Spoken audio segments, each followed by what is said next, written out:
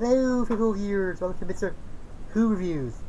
Today I'm doing my top 10 duels from Yu-Gi-Oh! Zexal.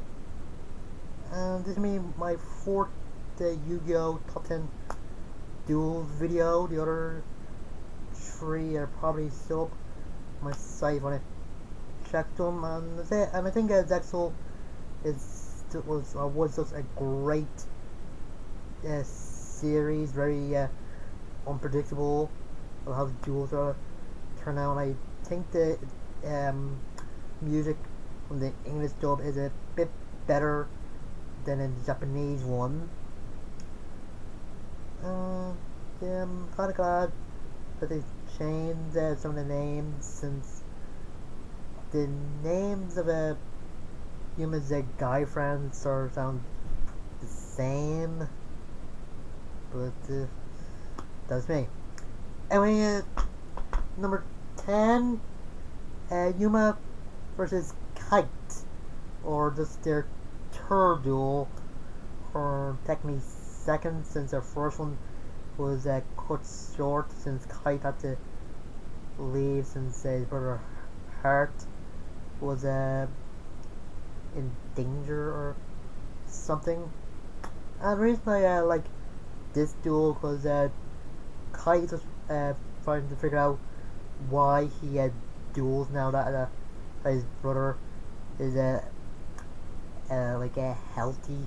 Like originally he only had duel to get the number cards because his father and Mr. Heartland told him that they can help cure Heart, but he in the duel he still doesn't know why he's continuing to duel. And even when Yuma defeats his ace monster Galaxy Eyes Photon Dragon, he's just thinking of quitting him altogether. But as the duel continues, his passion for the sport is reignited, and yeah, it's a good duel. Anyway, number 9, Vector versus the Marine and Dumont.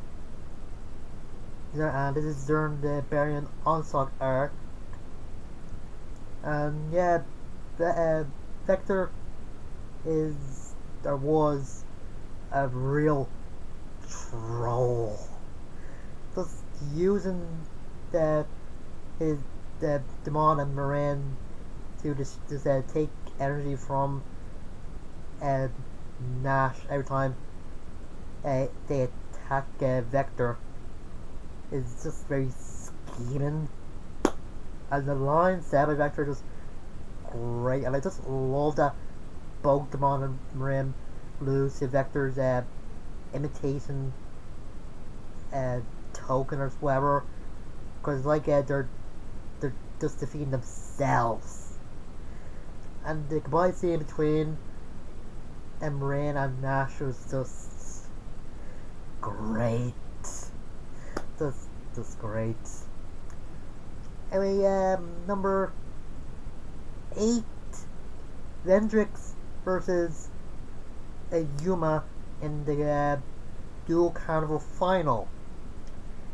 Vendrix has been one of the best Yu-Gi-Oh villains ever. I just love his laugh in the English dub, and he just the way he manipulates everybody, and he even tries to get Yuma to think that his dad sent Astral to get him his revenge, and Astral just wrestling with the fact that it might be possible that that's why that his mission on Earth is or something. But that's Yuma. You realize that his mission isn't one of chaos; it's of peace. And the duel also shows that some of the numbers that have been shown in the first arc, or just the first season before the whole Duel Carnival thing. Vector or Vendrix actually shows the other half of his face, which is just weird. And the first appearance of a Zexal weapon XE's monster, it's just great. Yeah, it's a pretty good duel. Number 7, Nash and Yuma versus 1000. Yeah, a lot of the big bad duels in the series are used, like the decks of the big bad are usually like too OP, but the 1000's deck is just goofily OP. Like, he has this number whose attack point is 100,000, and if you attack it, you lose, and he has to put his life points up to 100,000. And I don't know if the numbers he uses, like 1 to 4, are the actual numbers that the actual needs for his memories, or they're like the fake ones as the other variants were using. But I do like that Kite is doing them with the Nash and Yuma in the spirit, thanks to Yuma summoning the number 100 Numeron Dragon. Yeah, it's just awesome, and one of my favorite big bad duels. That leads on to number 6, and that's Kite versus Vendrix. Now, I think Vendrix is better in this than his duel with Yuma, because he's just literally crazy in this, and in the one in Yuma, if I may, a little bit sympathetic. And he just, in this, he just became the only person to ever defeat Kite. And him using a heart as a shield to, and a way to get Kite to back down is very reminiscent to Noah using Mokuba as a shield against Kaiba in the virtual arc and Duel Monsters. And the part when Yuma goes into Heart's mind and actually sees like a demonic version of Vendrix is just terrifying. And the Vendrix's number cards are just great in this. And Kite going Super Saiyan near the end is just fantastic. Yeah, just a very, very good duel.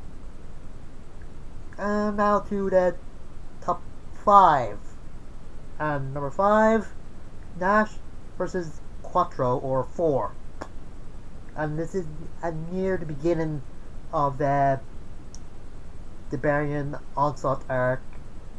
And Nash and Quattro had actually swapped places, because in their last few duels, they've always, Nash was always the victim to Quattro being the villain, but as I said, they actually swapped places, and you can see that Nash doesn't really want to do this, but he wants to fulfill his duties as a leader of the 7 Barbarian Emperors.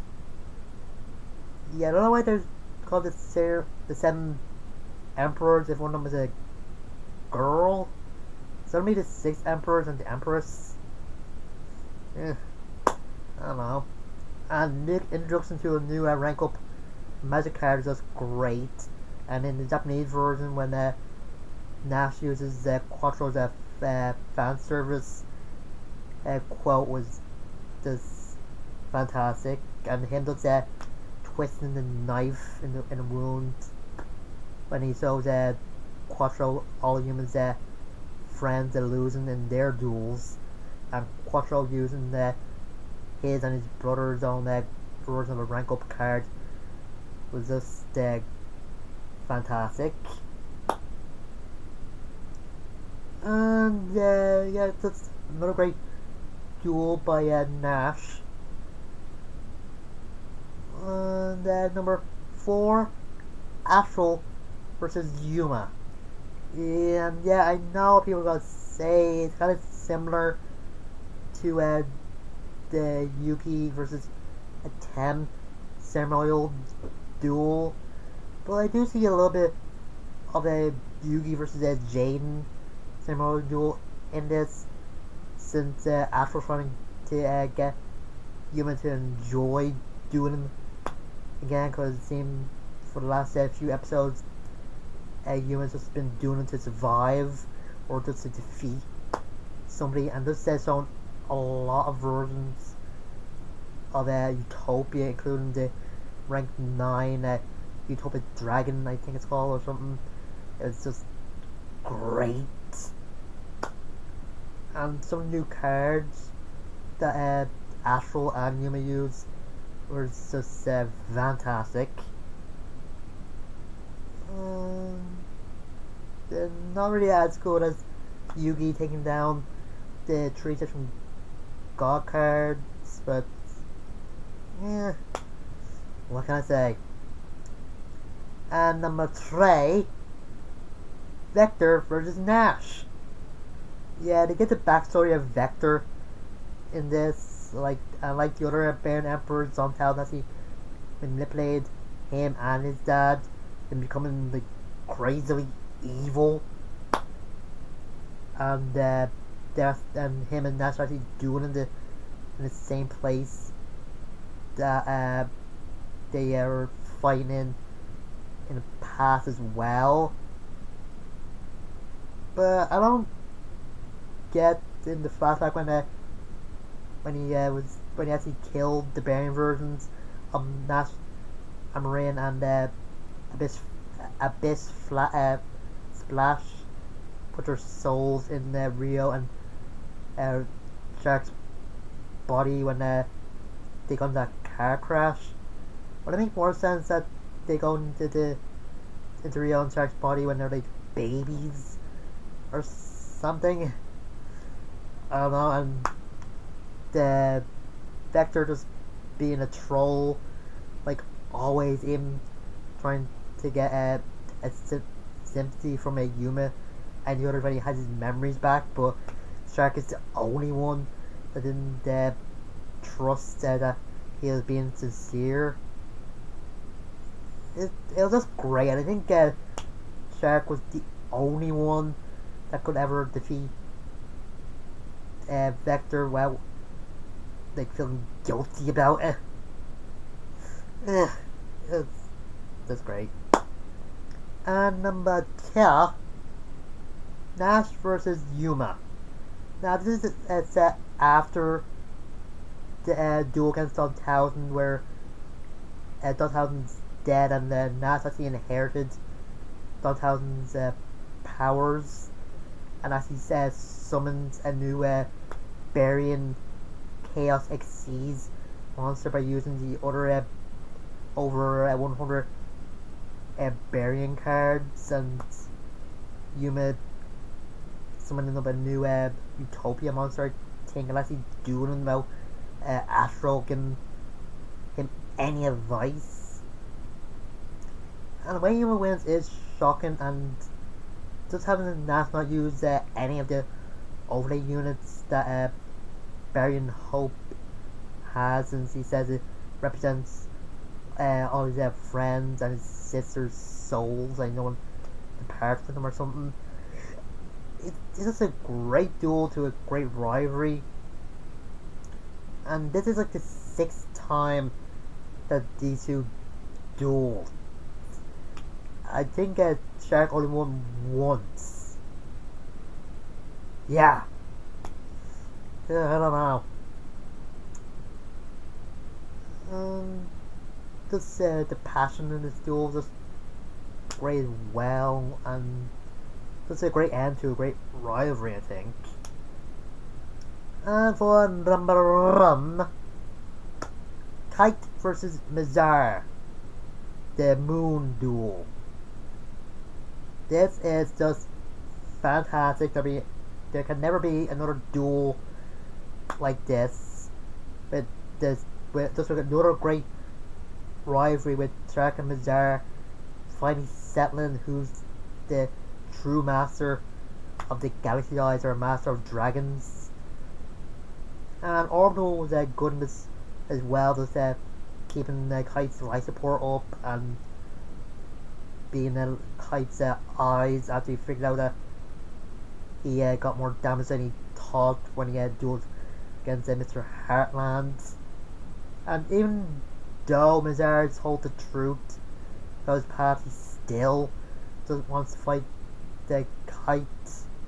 It shows that he doesn't really care if his past was a lie or not. He's not really fighting for Dun Thousand, just fighting to prove that he is the one that can control any galaxy eyes.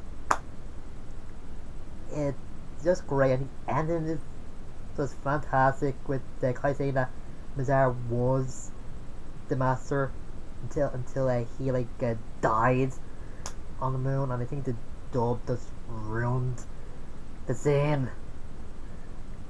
And him just giving Mazar the newborn dragon to give to Yuma was just great. I think it's too bad that Mazar lost to Don Thousand when he hasn't met up with Yuma again. Don't know.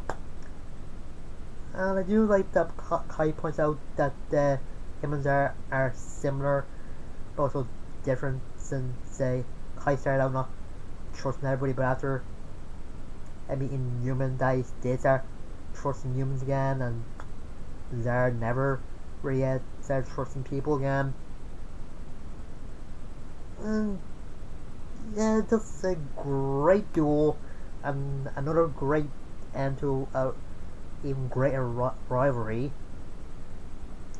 And yeah, these are all my opinion. If these aren't, if any of these aren't your favorite, I completely understand. I would like to hear what your favorite duels from Zexal or any other video series is. If you want to put them down in the comment section in in the below section of the video. And I'll probably be doing my top 10 duels from GX in October, so look out for that. And that'll be my last Yu-Gi-Oh! Top 10 duels video until Reigns ends. Yeah, I don't know how I'm gonna pick a duel from that, but time will tell. Until next time, I'm Mr.Who. See you guys.